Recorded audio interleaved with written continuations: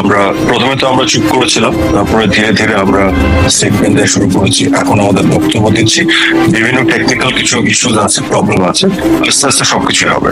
কিন্তু আমরা আওয়ামী লীগ ছিল, আছে এবং থাকবে। আওয়ামী লীগ আশ্রয় করার মতো ভেঙে পড়েন। আওয়ামী লীগ মোকাবেলা করবে, করেই বাংলাদেশ এবং জনগণের স্বার্থে আওয়ামী লীগ কাজ করবে।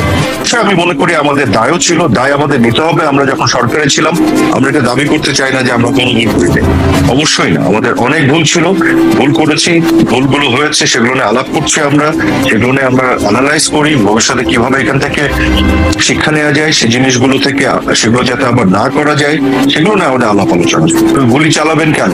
আমরা তো গুলি চালানোর কথা বলি নাই। ওনারা বলেছিলেন যে জনগণের উপরে গুলি চালাবেন, এবং আমরা কি চেয়েছি? আমরা তো বলেছি জনগণের উপরে কোনোভাবেই গুলি চালানো যায়। কাজে তার অবস্থান আমাদের অবস্থান তো একই ছিল। আমাদের দায় আছে, কিন্তু এই দায় স্বীকার করেছিলাম বলেই আমরা জুডিশিয়াল কমিটি করেছিলাম তদন্তের জন্য, জাতিসংঘকে আহ্বান জানিয়েছিলাম, প্রত্যেকটি আহত নিহত পরিবারের পাশে দাঁড়িয়েছিলাম, আহতদের পাশে মাননীয় প্রধানমন্ত্রী গিয়েছিলেন, তাদের সুচিকিৎসার ব্যবস্থা করেছিলেন। আমরা দায় নিয়েছিলাম বলে এই কাজগুলি আমরা করেছিলাম, এবং এখনো আমরা বিচার চাই। আমাদের কথা হচ্ছে যে বিচারটা হতে হবে। আমরা যে জুডিশিয়াল কমিটি করেছি, সেই জুডিশিয়াল কমিটি ভেঙে দিয়েছে সরকার। কেন? এখন পর্যন্ত তারা কোনো কমিটি করেনি তদন্তের জন্য। জাতিসংঘকে যে আমরাই তো ডেকেছিলাম, তারপরে যাই হোক তারাও ডাকতে বাধ্য হলো, কিন্তু এখন জাতিসংঘকে তারা তথ্য দিচ্ছে না। আপনি কিছুদিন আগে দেখেছেন, রিপোর্ট হয়েছে, জাতিসংঘ কিন্তু খুবই, তাদের যে ফ্যাক্ট ফাইন্ডিং টিম কিন্তু খুবই হতাশ যে তারা কোনো কোঅপারেশন পাচ্ছে না। তো কেন এটা হচ্ছে বলেন? মাঝখান দিয়ে আবার কি হলো যে ইনডেমনিটি দিয়ে দিল। কেন ইনডেমনিটি? আমরা তো সকল হত্যাকাণ্ডের বিচার চেয়েছিলাম।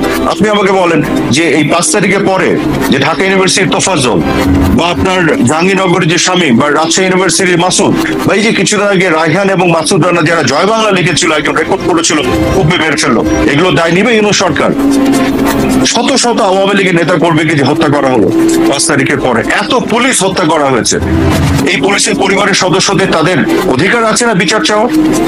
তারা এগুলো দায় নিবে? নিচ্ছে। আমরা তো নিয়েছিলাম, আমরা তো তদন্ত করেছিলাম, আমরা তো পাশে দাঁড়িয়েছিলাম। আহত হলেন, তাদেরকে দেখার জন্য হসপিটালে দৌড়ে গেলেন এবং তাদের সুচিকিৎসার ব্যবস্থা করলেন। যারা নিহত হয়েছে তাদের পরিবারের সদস্যদেরকে গণভবনে ডেকে তাদের পাশে আমরা দাঁড়ালাম, তাদেরকে সরকারিভাবে অনুদানের ব্যবস্থা করা হলো, তাদের পাশে থাকা এবং বিচারের ব্যবস্থায় কমিটমেন্ট করা হলো। মাননীয় প্রধানমন্ত্রী তো সবকিছু করেছেন কিন্তু ওই সময়টুকুর মধ্যে। কিন্তু এমন যে একটা বিশাল ষড়যন্ত্র যেভাবে আমাদের ঘাড়ের উপর এসে পড়লো, মানে এত অল্প সময়ের মধ্যে এত কিছু ঘটে যাচ্ছিল, এবং মানুষের মনকেও আসলে বিভিন্নভাবে চারিদিক থেকে প্রচার প্রপাগান্ডা করে বিষে তোলা হলো, যেটা সত্যি কথা। আপনি যদি বলেন ব্যর্থতার কথা, ওখানে আমাদের সবচেয়ে বড় ব্যর্থতা ছিল। কিন্তু তখন আমি যতটুকু জেনেছি, পরবর্তীতে ওনাকে অনেকটা ফোর্স করে, অনেকটা জবরদস্তি জোর করে ওনাকে হেলিকপ্টারে উঠানো হয়েছে, নিয়ে যে দেশের বাইরে পাঠিয়ে দেওয়ার একটা বিষয় ছিল। কিন্তু উনি কিন্তু শেষ পর্যন্ত উনি টুঙ্গি পাড়ায় চলে দেশ ছাড়তে উনি চান। এবং এটা যেটা বলা হচ্ছে যে উনি দেশ ছেড়ে চলে গেছেন, পালিয়ে গেছেন, যে শব্দগুলো ব্যবহার করা হচ্ছে না, ভবিষ্যতে এগুলো বের হবে, উনাকে জোর করে বাধ্য করা হয়েছে। আমরা এই দায় নিয়েছি। আওয়ামী লীগ সরকারের আমলে আমরা যে কদিন ছিলাম, যেটি বলি ১৬ থেকে ৫ তারিখ পর্যন্ত, জুলাই ১৬ থেকে অগস্টের ৫ তারিখ পর্যন্ত, প্রত্যেকটি ঘটনার দায় আমাদের আছে। এটাকে আমরা হারাই, যে কারণে আমরা তদন্তের কথা বলেছি। ঢালাও বলা যাবে না, সকল মৃত্যু পুলিশের হাতে হয়েছে, এবং সকল মৃত্যু পুলিশ সরাসরি আইন ভেঙে করেছে। কোনটা আসলে আইন ভেঙে করেছে, কে দায়ী কে দায়ী না, এটার জন্যই তো আমরা তদন্তের ব্যবস্থা করেছি, জাতিসংঘকে ডেকেছি। দিন শেষে হচ্ছে, আমি যতই দুঃখ প্রকাশ করি, আমি যতই ক্ষমা চাই, আমি যাই করি না কেন, দিন শেষে যারা তাদের পরিবারের সদস্যদের হারিয়েছে তাদেরকে আপনার বিচার দিতে হবে। বিচার আমরা সেইটাই করতে চেয়েছিলাম, এবং ন্যায্য বিচার দিতে হবে। একজন হত্যা করেছে, অন্যায় করেছে, আরেকজনকে ধরে ফাঁসিতে ঝুলিয়ে দিবে, তাহলে কিন্তু ওই পরিবারগুলো ন্যায্য বিচার পাবে না।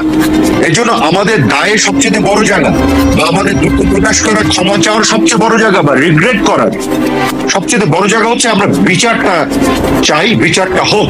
ন্যায্য বিচারের মাধ্যমে আসল দোষী অপরাধী যাতে সাজা পায়, আমরা সেই জায়গাটাতে থাকতে চাই। একবার আমাদেরকে বলেছিলেন উনি আর থাকতে চান না, উনি এভাবে বলছিলেন যে আমি দেশ চালাতে পারছি না, এত হচ্ছে, ওদের এত খারাপ লাগছে, ওরা দেশ চালাবে, আমি চুরি করে চলে যাবো, উনি ক্ষমতা ছেড়ে দিতে তাদেরকে বেশ কয়েকবার বলেছিলেন। যেগুলো একেবারেই আমরা যারা প্রত্যক্ষদর্শী আমরা জানি এগুলো একেবারে মিথ্যা কথা। এবং যেটি হয়েছিল, যেটি সজীব জয়কে ফোন করে তাকে যেটা বোঝানোর ব্যাপার ছিল, সেটা হচ্ছে উনি দেশ ছাড়তে চাচ্ছিলেন না, উনি ক্ষমতা তো আগের দিনই ছাড়তে চেয়েছিলেন এবং উনি বলেছিলেন উনি পদত্যাগ পত্র লিখে সাইন করবেন রাষ্ট্রপতির কাছে, যে উনি এটা হস্তান্তর করবেন এবং পরবর্তী সরকার যে আসবে যেভাবে আসবে সেটা উনি ওভারসি করবেন। কিন্তু তারা যখন তাকে জোর করে বঙ্গভবন থেকে বের করে দেশের বাইরে পাঠাতে চাচ্ছিল, সেই সময় উনি এটা জিত করেছিলেন, উনি দেশের বাইরে যাবেন না। তখন ওই শেখ রেহানাকে বোঝানোর ব্যাপার বা জয়কে ফোন করা হয়েছিল এই বিষয়গুলো করেছেন।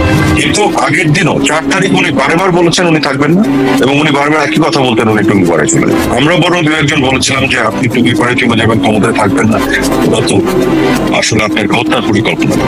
আমাকে দায়িত্ব দেওয়া হয়েছিল, আমি নিজে বিভিন্ন সংস্থা, পৃথিবীর বিভিন্ন সংস্থার সাথে যোগাযোগ শুরু করেছিলাম ফরেন্সিক এক্সপার্ট এদেরকে আনার জন্য, একটা আন্তর্জাতিক তদন্ত করতে, যে কেন এরা এই ঘটনাগুলো করছে, কিভাবে। কারণ যতগুলি হতাহত হচ্ছে এবং মৃত্যু হচ্ছে এটা তো আমাদের বুকের উপরে এসে ভারী হয়ে যাচ্ছে। আমরা তো সরকারে, তখন এই দায়িত্ব আমাদেরকেই নিতে হয়, যে কারণে আমরা তো চাচ্ছিলাম না এই ঘটনা ঘটুক। আমরা তো চাচ্ছি যে টেনশনটা ডিফিউজড হোক, আমরা চাচ্ছি যাতে এই ঘটনাগুলি না ঘটুক। এবং কিন্তু যে পক্ষ চাচ্ছিল যে আরো মৃত্যু হোক, আরো হতাহত হোক, আরো টেনশন বাড়ুক যাতে সরকার পড়ে যায়, এটা তো অন্য পক্ষ চাচ্ছিল, আমরা তো এটা চাইনি। আমরা কেন গুলি ছোড়ার কথা বলবো এবং গুলি ছোড়ার যে হবে না এটা তো আমাদেরই সিদ্ধান্ত, এটা শুনে কেন আমরা অন্য কোনো মেসেজ নিব, এটা নিয়ে তো কোনো প্রশ্ন আসে। সমান মর্যাদা তো বটেই, বরং অন্য দলই যারা এসব কথা বলে তারা যা পারেনি আওয়ামী লীগ সেটা অর্জন করেছে ভারতের কাছ থেকে। ভারতের সাথে যে এই যে গঙ্গা চুক্তি, ফারাক্কা চুক্তি, এটা তো অন্য দলগুলো করতে পারেনি, আওয়ামী লীগই তো করেছিল, এটা তো ঐতিহাসিক আমরা পেয়েছি। এগুলো কিন্তু আপনারা না জেনে অনেক সময় বলে ফেলেন, মানুষ বিভ্রান্ত হয়।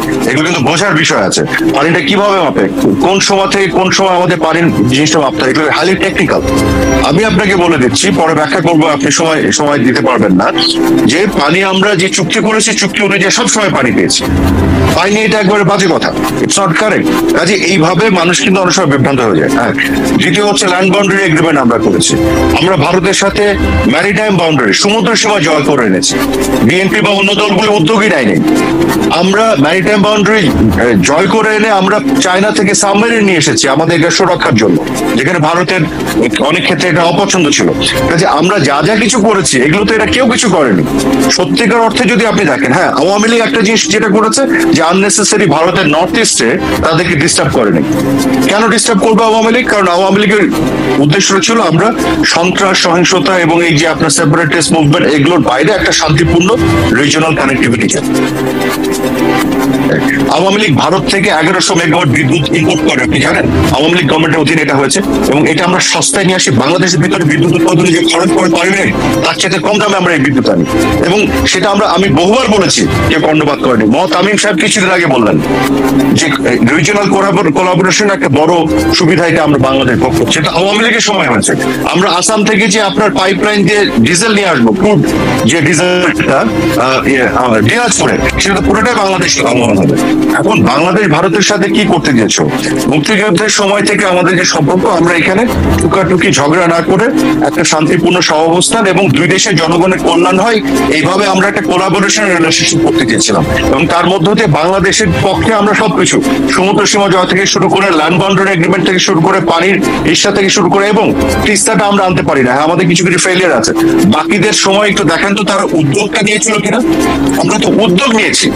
দেখেন, ভারতের সাথে হয়তো আমাদের 20টার কথা বলছি, 20টা সমস্যা আছে, সেগুলো সবগুলো আমরা উদ্যোগ নিয়েছি। এই 20টার মধ্যে হয়তো 15টা আমরা সমাধান করেছি, 5টা পারিনি। এটা একটা কন্টিনিউয়াস প্রসেস, কিন্তু আমরা সবগুলো উদ্যোগ নিয়েছি। যেগুলো পারিনি সেগুলোকে ফুলিয়ে ফাঁপিয়ে দেখানো হয় যে আওয়ামী লীগ এগুলো করেনি, কিন্তু বাকিরা তো ওই উদ্যোগও নাই। আমরা উদ্যোগ নিয়েছি 20টা, 15টা পেরেছি, 5টা পারি নাই, আর তারা তো উদ্যোগই নাই। আমরা কি করে ভারতের কাছে এটা নতুন জানা করবো? আসলে বিষয়টা হচ্ছে মুক্তিযুদ্ধের সময় থেকেই আওয়ামী লীগকে এবং মুক্তিযোদ্ধাদের পাকিস্তান পন্থীরা এই ভারতের তাবেদার এগুলো বলে আসছে। আপনি তখনকার দেখে নেন গণতন্ত্র এবং রাজাকার এবং কোলাবোরেটরদের স্টেটমেন্ট গুলি, তারা তখনও তো বলতো আওয়ামী লীগ হচ্ছে ভারতের সাথে ষড়যন্ত্র করে পাকিস্তান ভাঙার ষড়যন্ত্র করছে। এটা তো নতুন বক্তব্য। আমাদের দেশের আজকের জেনারেশন এরা জানে না, তাই এরা হয়তো ভাবছে আদানি তো একটা প্রাইভেট কোম্পানি। আপনাকে সিম্পল একটা জিনিস বলি, ভারতের ভিতরে এই যে কত মেগাওয়াটের আদানিটা বলেন তো? 1600 মেগাওয়াটের, রাইট?